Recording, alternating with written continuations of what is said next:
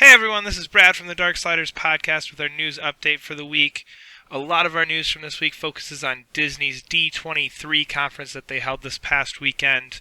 We'll also talk about all the other news that's come up this week, starting with some changes to PS Plus. Alright, so moving on to some news here. Continuing our trend of PS Plus, they announced just this, or not announced, but started just this week with voting for PS Plus games. So the way this works is, and correct me if I'm wrong, every month they're going to pick 3 games to vote in for one of the PS4 games. And you vote for them, and the winning one, that is officially a PS Plus game for the next month. The other two, I think they said, would go on to like a 50% discount or something, or along those lines, right? Yep.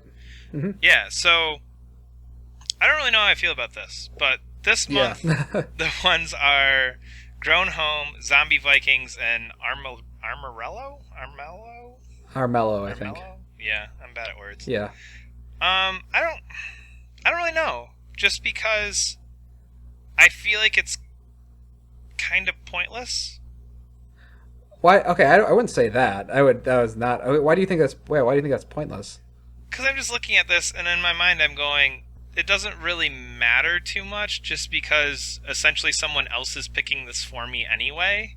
I have a small say in it, but if this gets 1 million votes, I still don't have that much control over it's not like, hey, pick your choice, you can get the other two. You know what I mean? Oh, this is like your argument of like, should somebody even bother voting in like a general election? To a point, yeah. Like, there's always that point too, but that's funny. That's not even something I even considered when I was like having issues with this or things I thought were good or bad. It's just one of those things where, oh, this is so cool. Like, the best game wins. I don't know. Like, there's people who I feel like would be uninformed who would just click Zombie Vikings because, oh man, Zombie Vikings. You know what I mean? And it just gets into that same, like, popular election type thing where it's like, really, yes, it's important to vote. Yes, it's important to do all those things. But in the end, I'm not really myself picking it. I'm relying on other people. Yeah, okay, that's true. That's actually funny. That's not one of the issues I had with this at all. But now that you bring it up, I was like, yeah, I can totally see that. Actually, the issue... Well, the thing that's kind of funny that you said is, like, people wouldn't be informed and say something like Zombie Vikings. Okay, Zombie Vikings... Like, I was of that opinion, too, when I first saw this list. Zombie Vikings is by the guys that stick it to the man. No, I know, and... Like, it's a legit cool game. I would gladly play Zombie Vikings, but just looking at Grown Home and just... I want to play that game really, really bad. Yeah. So just that, like, there, I guess, is my thing. And I guess it's not even necessarily uninformed. I don't necessarily know if they're going to get to the point where it's like, okay, you can have Everybody's Gone to the Rapture, you can have Journey, or you can have Knack. And Knack's the big $60 game that everybody's heard of, so that's the one, you know what I mean? Yeah, I think that, well, from the games they showed now, they all seem about the same value. So I'm assuming that's what they're always going to do. It's like a game that's like $20, $15, and they're just going to do that every time. So hopefully they keep it kind of like that. Actually, the issue I had with this was kind of like what you're saying. I feel like some games will just never have a chance, even if they're voted on. Like, in this case, Armello. Like, nobody's going to... I mean, there are people going to... Armello, I didn't know what it was before this. Like, I mean, both of us are pretty well informed. And you're putting it up against a game, Grown Home, that a lot of people want, has been out for a while on PC, is by... Ubisoft. Yeah, I mean, it's an Ubisoft game. And then you've got Zombie Vikings, like what you said, that has that already appeal of Stick It to the Man is a really cool game. Here's their next game. Those two have a story behind them and a reason for people to play them. I've never heard of the other game. You've never really heard of it before, so this game doesn't stand a chance against the other two. Yeah, and that's the problem. Like, the game, too, like, from when I looked it up, is actually a board game. It's like, you know, like those board games that you, like those kind of not adult board games, but like those kind of board games that we play occasionally. They're, like, really kind of complex, and you got cards and stuff. Yeah. It's one of those, but with, like, 3D characters and stuff, which is kind of neat. But a game like that will just never survive against heavy-hitter games. Like, Grown Home is not a heavy-hitter game by, like, you know, AAA game standards, but it is a Ubisoft game, and people have heard of it. So that one's going to win. So I'm kind of worried that, like, it's just going to be, like you're saying, it's going to be the most popular game wins, like, every time. A lot of the games on PS Plus that I've really liked are ones that I just hadn't heard of before. I was like, oh, what the hell is this game? I never played this game. I've never even heard of this game. Good thing I got it. This is because I never would have played it otherwise. Yeah, and I'm thinking the same thing. Like, Stick It to the Man. Yeah. I mean, I feel like if you throw that up against Grown Home's going to win instantly. I loved Stick It to the Man. Yeah. I still haven't played that. It's so good. You should totally play that. I don't know. I'm curious to see how it goes. Again, to me, it just feels like you've just went, okay, instead of 15 executives at Sony picking games for me. Now it's 150,000 people on their PS4s. So it's really still somebody picking the game for me. If they were like, you can pick one of these 3 to have for free, that's an entirely different option, and that'll never happen. But... I don't think that's ever going to happen. I think the thing that is kind of nice, I do like the consolation prize is that they get a discount. The other 2 games are going to be like on sale. Yeah. So I think like Armello, even though it never would have won this voting, but nobody would have been talking about it otherwise had it not been on that voting chart. And that's a good point, because this is a game that comes out and nobody's heard of it. I mean, I didn't even bother to really look at it, which again goes to show the uninformed people voting. I went and voted for Grown Home without even watching the trailer for it. But I guess that's my issue, is I don't like people voting because people vote like me, which is completely uninformed and just like, screw it, this is the one I've heard of before, I'm going with it. But looking at this now, that game has an infinitely better chance of being successful because of this. And it's almost, again, Sony trying to help out some indie devs, because now we're providing another platform for your game to get huge exposure before anything comes out with it. And we show it to people. People have to be interested because people know there's a chance that they could be getting this that they wouldn't have had otherwise. So it's just I think it's kind of a cool push, just to now, instead of only pushing maybe 1 indie game this month to really get it put out there, we can push 3. Yeah, it's like getting a free month-long marketing push at the very least. Yeah, if nothing else. Yeah. But what did you vote for? Grown Home. Good call. Okay. Clearly. Yeah, exactly. I'm not going to say I was interested in the other games, but I really want Grown Home. Exactly. I probably would have brought. Even with the worst part is I probably would have bought Grown Home otherwise. Yeah, I probably would have bought it too. Especially after playing Shadow of Light and a couple of the other smaller Ubisoft games. They're just too good. Mm-hmm. So moving on here, Resident Evil 2, they announced a remake is happening. So people have been going all kinds of crazy for this for the past while. We do it! Exactly, yes, we do it. So they announced that they have done literally nothing on it yet, but that it is happening. Yep. In one of what I think is the coolest videos ever, which is just a dude genuinely super pumped that something is happening. Yeah. Like, if you watch the video, it's literally just this guy being like, holy crap, you guys, they're letting us do this. They're letting us do this right now. I'm gonna go start on this today. Like, I get to do this. Like, yeah. I don't know, just that's really cool. I like seeing developers really excited about stuff. I thought it was super cool because it kind of reminded me of, like, the part I like about Kickstarters. Yeah. The part I like about Kickstarter videos when they're like people just excited about talking about the game, without the part I don't like about Kickstarters where people asking for money. So it's just like you're saying, it's just a guy like it's kind of like, think of like the Castlevania video. Like at the end of the Castlevania video, he just like, we're making it, and that was it. Like that'd be, oh my god, that was awesome. But I'm like, oh, we need money. We have people. It's like no, if you get us this much, we'll make it. You get us this much, we'll make the other half.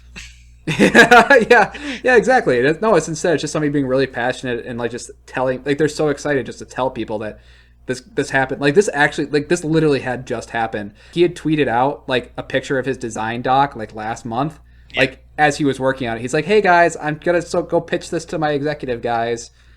And like he hadn't pitched it yet, and then he actually had pitched it, and they said okay. And like as soon as they had said okay, he's like going to do it. The thing that's really crazy about this is actually going to be by the main Resident Evil team. Like this is not a side project. This is like a full-on Resident Evil title. Well, and that's the cool thing that I like about the way that Resident Evil does the remakes, remasters, whatever, is the majority of them, and there's been a couple that aren't, they just go like ground up again.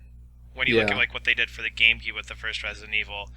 What they're doing with Resident Evil 0, I believe they're doing the same thing. They did that. That was like all GameCube. That also came out on GameCube era, but yeah, it was like. But Resident Evil 0 is weird though. Right now though. Yeah, well, that's not like a ground up thing. That's like they're just porting. Okay. They're doing the remake thing. They're porting over the GameCube version, and that one's really weird because that was actually like a game that was supposed to come out on PS1 and Dreamcast or something like that, but was canceled, and then they sort of like refurbished it. Anyway, yeah. And it is cool that the mainline Resident Evil team doing it. I'm just curious about where's Resident Evil 7 at, 'cause it's been, what, like 3 or 4 years since Resident Evil 6? Do you care, though? I do, to a point. Do you care for a sequel of Resident Evil 6? Like, really? No, but I care for another good Resident Evil game. Which this is pretty much guaranteed to be, because Resident Evil 2, admittedly haven't played it. I've heard it's fantastic, so it'll be a new Resident Evil game to me. But I want a new good Resident Evil game. Well, Revelations 2 just came out, and that's like $20. Why don't you go get that? Because I haven't thought about that lately. That was supposed to be really good. Yeah, I need to get that too, and I really like the first Revelations. But I don't know. I like Resident Evil, and I want there to be a 7 just because they do all these like weird little side things, and I don't know. I don't really have an issue with that. It's just it feels slightly different than being like this is Resident Evil. You know what I mean? Yeah. This is Resident Evil 7. This is Resident Evil Revelations, the 3rd chapter of Jill Valentine's those side projects are better than like Operation the mainline Raccoon titles. City. Okay, not that one, but that was a misstep. Just a little bit. Oh, that game was bad. But I mean, the side project ones are usually the cooler ones too. Because think about like those the PS2, the Outbreak ones, like those would be cool now. Those 4-player online ones where you're like somebody could actually turn into a zombie and like kill the rest of their partners.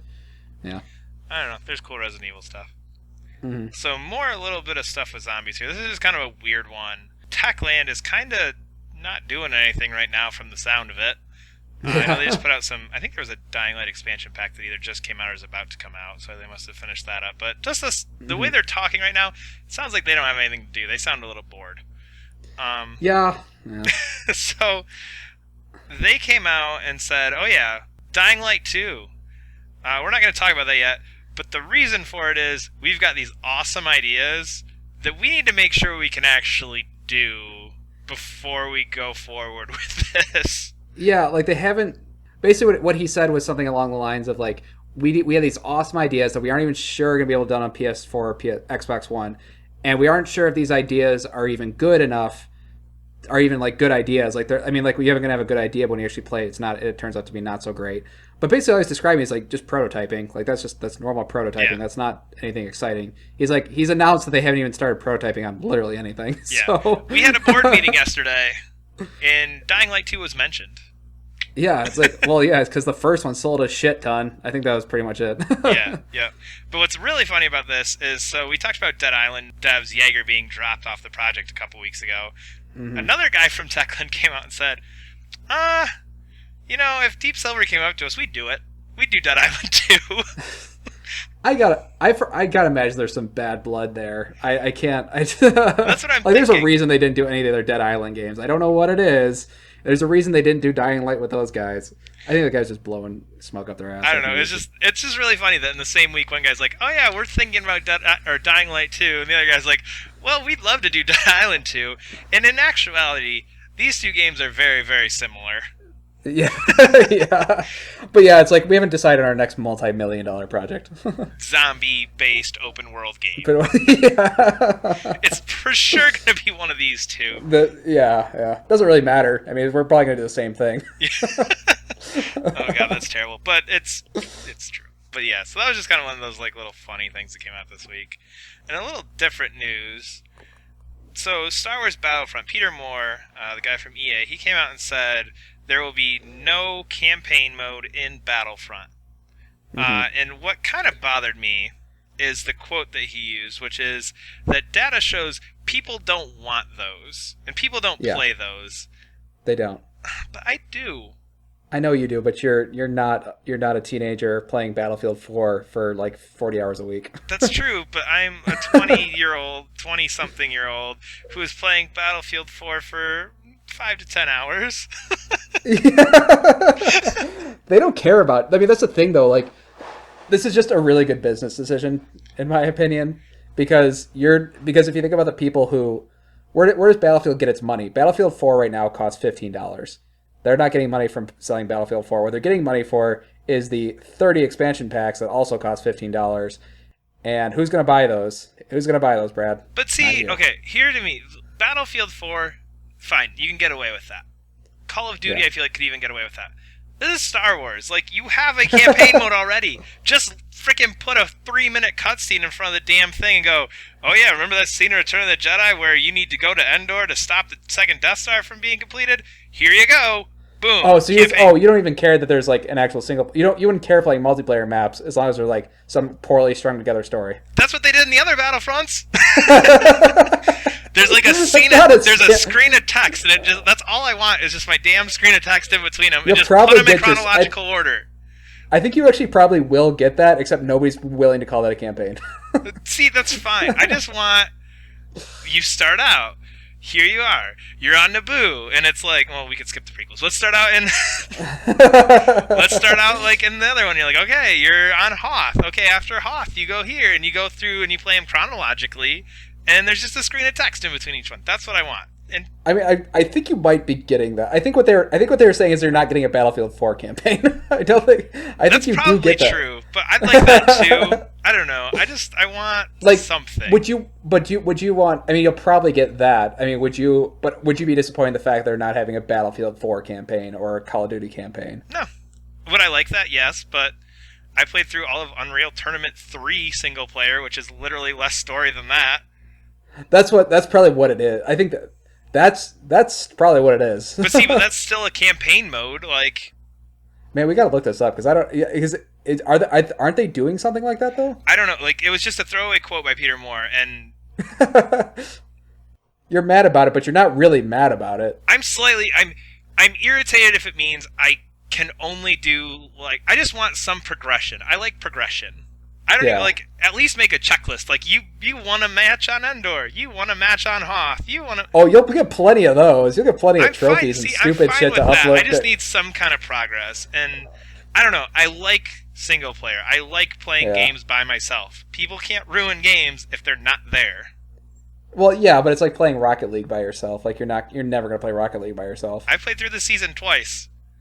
Yuck. Which is like 20 or 30 That's disgusting. That's so gross. Why would you do that? Because then I know what's going to happen. I can control what's going to happen. I'm not getting stuck with somebody who's shit on my team. But you're you're in the minority. Oh, I'm totally in the minority. Sure. I just don't like being in the minority, so I'm going to complain about it. All right, that's fine. All right. This game's anyway. It's not for you. We're recording this on Sunday afternoon, or Sunday evening, I guess. But D23, which is Disney's big Comic-Con-esque event that they've been holding somewhere in the world that I wasn't able to look up because of laziness. Why did you say that? I have no idea what it is either. In my mind, it's not said that. I could have probably, but I didn't. So there we go. But at D23, they did a big Disney interactive panel today where they talked about all the upcoming Disney games, and by that they mean Star Wars, Kingdom Hearts, and Disney Infinity. Yep. But a few kind of small little pieces of information, nothing huge really, I don't think came out. No. But Kingdom Hearts 3 announced they're going to have a Big Hero 6 world. Yes. That was pretty much it. And that was it. So you are like the biggest Kingdom Hearts fan. Are you excited about that or not? Oh, that was freaking. I thought, okay, announcement not cool. The presentation terrible. Like literally all they did was show a piece of concept art.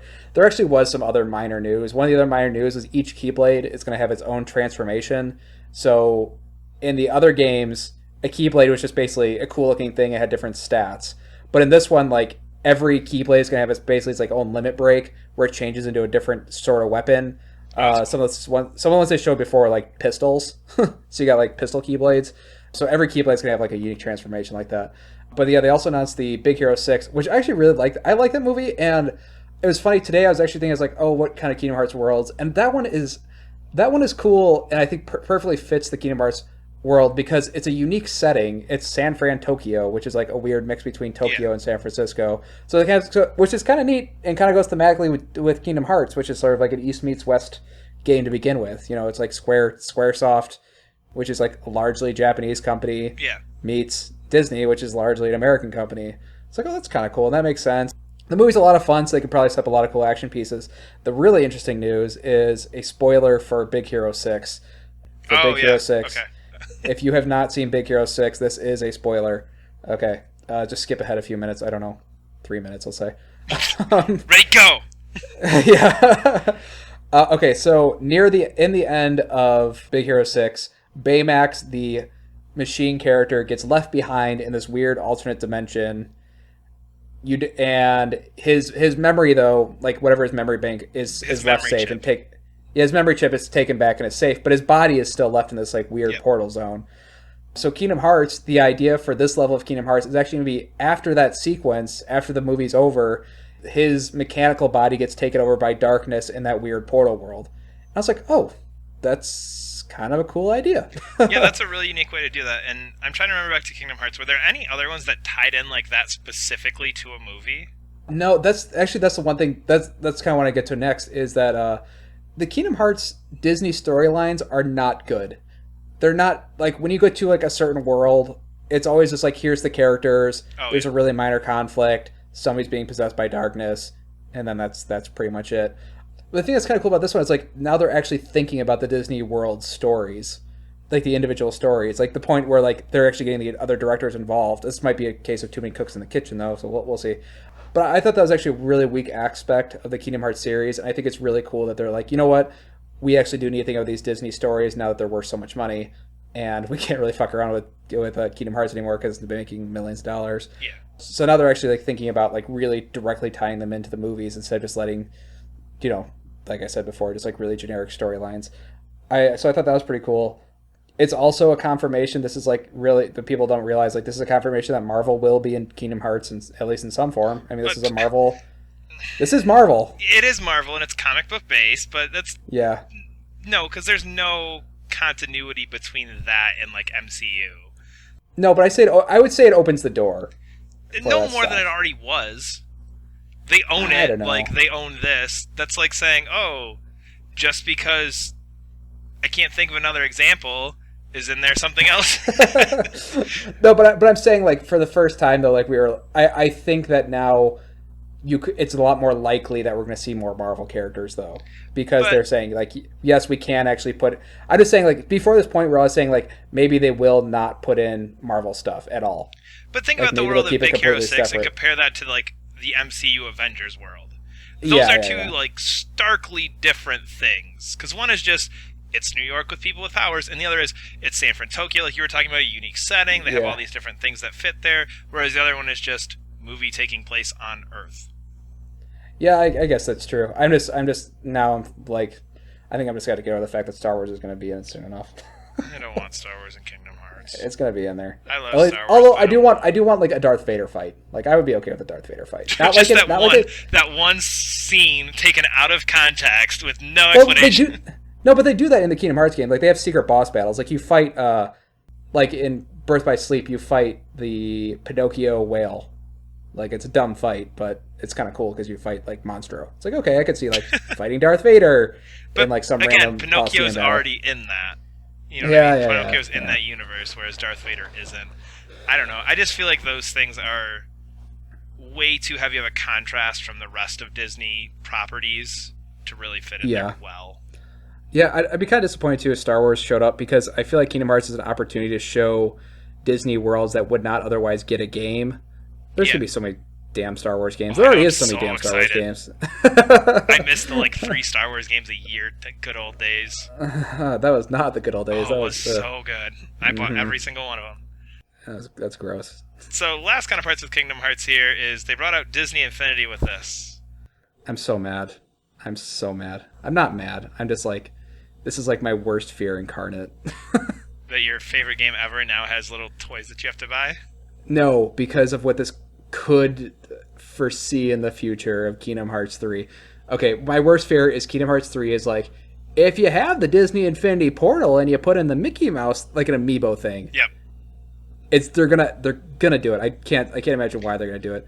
So the announcement related from Kingdom Hearts Disney Infinity is that if you buy every single Disney Infinity 3.0 character, which I gotta imagine is a few $100s worth of merchandise. Well, how much do those cost? Like, I think they gotta be like $10-15 a pop. Yeah, they're like $10-15. Yeah, so I don't know how many they announced. Like 20, 30. I don't know.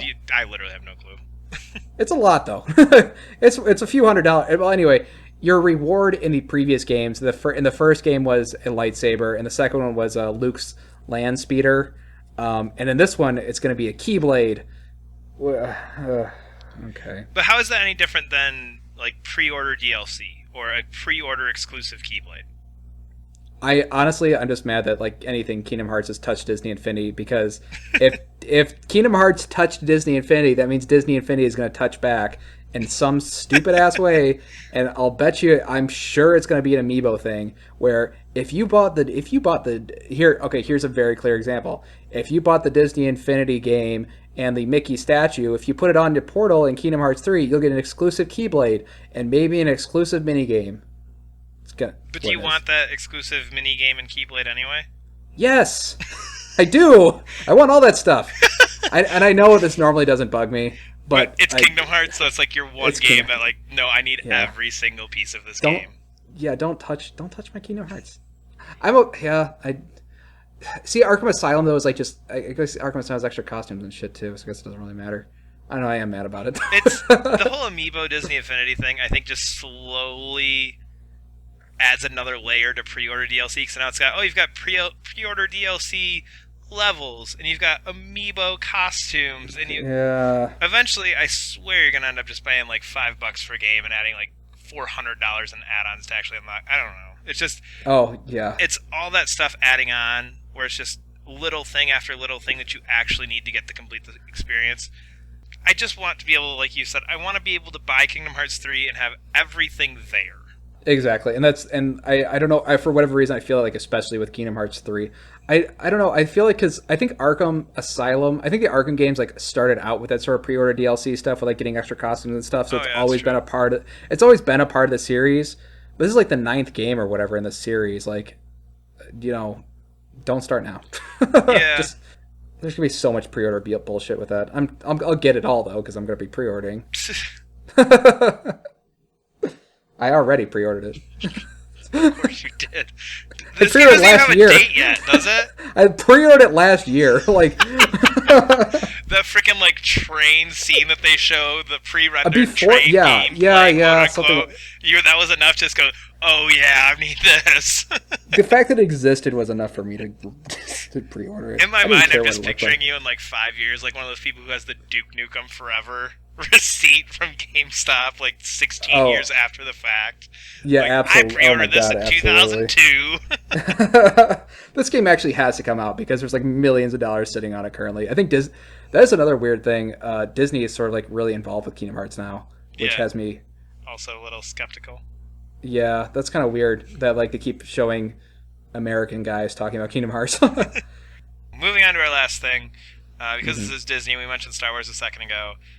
There's some new Star Wars stuff that came out. Nothing super crazy, except for the fact that they announced a new PS4 model that is really, really cool looking, with Darth Vader like all sprawled out on the top of it. It looked really cool. I really want one like really, really bad. Yeah, it's not. Yeah, but it's not worth $400. No, I would never buy it because I have one sitting right there. But it looks really pretty, and they announced a new DualShock 4 that has all these really cool like red and black buttons, and it looks really cool. Mm-hmm. No, I don't know. I think that's entirely subjective if it looks cool or not. I think it looks okay. I think the PS4 looks pretty cool with the Darth Vader on it. Except it's weird, like the Darth Vader's on top of it, but then there's like Star Wars is written in little font like all over it. It's like I don't know, it's like I know it's Star Wars, just give me something like classy. I don't know. Who's this black masked character on your PlayStation? What franchise is that from? Thank God it has Star Wars right now 100 times. Otherwise, I wouldn't have been totally sure. That's the guy from the Avengers, right? Soon. Oh, God, anyway, more important / way cooler is that they announced a bunch of old, mostly PS2 with one a little bit older one. Games are coming to PS4 with enhanced graphics and trophy support. Which is Star Wars Bounty Hunter, Star Wars Racer Revenge, Star Wars Jedi Starfighter, and Super Star Wars. This is so bad. This is so awesome. No, you know why? This is bad for like a totally different reason. Why? Okay, besides the fact these games aren't that great to begin with. To be clear, which of these games were you like, oh my god, I can't believe it's that game? Bounty Hunter. I love the hell out of the game. It is probably... When you were 12. It is probably shit now, but oh my god, I beat that game like 4 times. That game was so much fun. You're so excited to play as Jango Fett? You can't wait. Well, if you just pretend it's Boba Fett, the whole game changes. I think that was like how everybody played that game. Like, look at me, I'm Boba Fett in his silver armor. They should have had that. I assume there's a Boba Fett costume in that game, but that should have been like unlocked like immediately the second you start that game. Do you want to play as Jango Fett or this guy who looks a lot like Boba Fett? But it's not Boba Fett. Let's be clear. Yeah. No, but like, and again, and these games probably are really shitty, but in my mind, this is like, you were talking about fake nostalgia before. I'm not going to lie, when PS2 GameCube era and even late PlayStation era, I bought every single game that said Star Wars on the cover. That's just without exception. If it said Star Wars, I owned it. Like, I owned the so stupid bad. Star Wars Episode 1 PlayStation 1 game that was a pile of shit. Star Wars I should play that, yeah. where, your lightsaber is controlled with the right analog stick for the hell of it. Like, oh, gross. yeah. I'm sure somebody thought, that sounded like a good idea in like 2001. Like, oh, this is kind of cool. But yeah. You know what though? Okay, to be fair, the reason this news makes me go, actually, I do really want to play Super Star Wars. I like those games. Those games those are classic games. Yeah, I was kind of surprised. Like, a Super Nintendo game on PlayStation consoles? That's weird.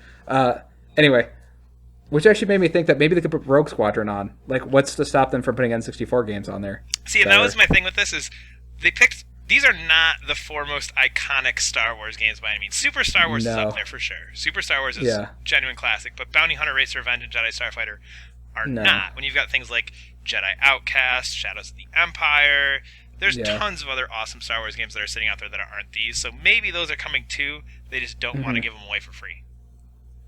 Yeah, actually, the really, really bad news, I was like, yeah, that's just true. Actually, the thing that makes me really nervous about this is like, man, I can't wait till PS1 and PS2 classics come to PS4. This pretty much confirmed that they're never going to do that. I think what's going to happen is we're going to get these, where it's like these sort of like fake enhanced ports that are like really sort of minor things like this. Like they just add trophy support or something like that. And now it's released as like the PS4 version instead of like... Yeah, okay. Or like the Final Fantasy VII one that they're doing. Yeah, exactly. So like... And like this will happen for a handful of games, but just not the huge library that they already have on there. Like we're just never going to see that entire library put on PS4 without this sort of like weird filtering of is it worth putting it, hiring a guy to put it in trophy support. Oh, as opposed to like the PS3 where it's just like I can go in right now and buy hundreds of old PS1, PS2 games. Yeah, exactly. Like we're gonna have to wait for whatever stupid enhanced port. Oh yeah, that's true. And that's just a bummer. Yeah, and that's what kind of makes me go, because these aren't even like HD releases, like they're like enhanced graphics, but they weren't really specific about that. I think it's just like the PC version. Yeah. So it's not something like the Kingdom Hearts collection where they like redid a lot of the music, they added a bunch of extra stuff, they did a lot of this, they did a lot of that. It's kind of just like a half-assed port. For games, I mean, that'd be kind of fun to play, but it's just like, well, we're not going to see that for more obscure games. Like you're not going to see a really cool Mr. Mosquito game with trophy support. No, you're not.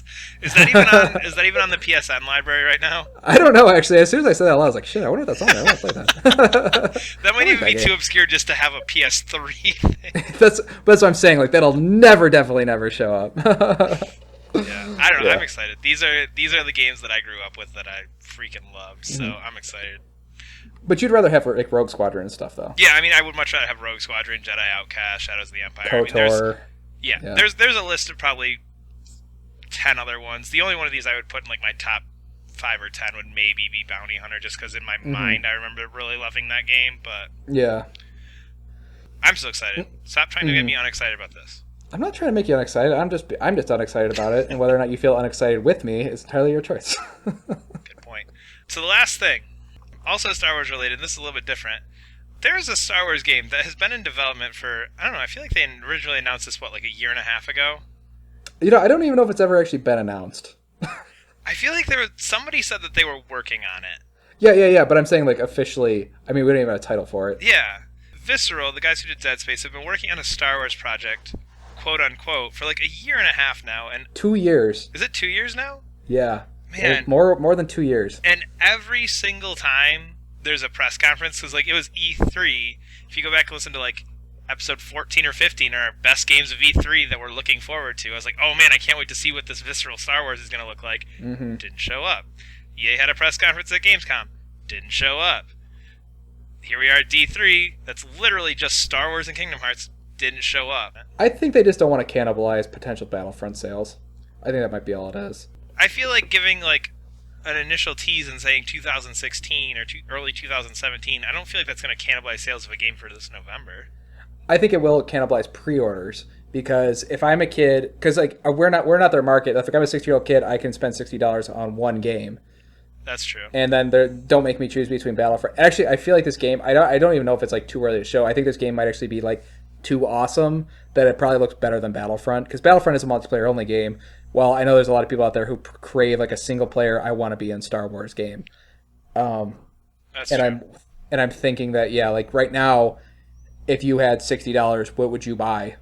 That's true, I guess, and again, kills your close to launch pre-orders for Battlefront. It kills your Yeah. upfront pre-orders of this, knowing Battlefront's just a little bit around the corner. I guess that's true.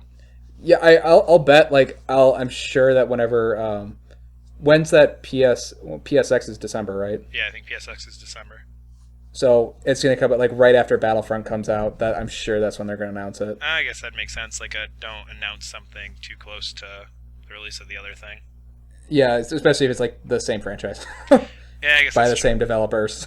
I guess that's publishers, not developers. There's Oh, it's true. Dice isn't doing anything with this one as far as we know. Well, considering all we know is that it's a thing, quote unquote. Yeah, yeah. I gotta imagine Dice is helping a little bit. If Dice is like, Dice is like, we got to go in the archives and stuff. Like, I gotta imagine Visceral's using some of that stuff as well. Yeah, that's probably true. We literally know nothing about this game. I think everybody's just like, everybody saw Star Wars 1313. Yeah. Everyone's like, oh, where that game? That game was awesome, and they're just trying to keep really quiet in case it doesn't happen. Just in case we can't pull something off with this, let's just not say anything. Yeah, exactly. All right, that will wrap up this episode of the Darksliders podcast. You can follow us on Twitter at Darksliders_pod. Subscribe on YouTube, all those other things. Send some comments or whatever. We'd love to hear your thoughts about the episode or whatever's going on. That's apparently hilarious. Well, yeah, it's just like da da da da da da da da da, etc. Do those things that you're supposed to do to make us feel like you're listening to us. Kinda.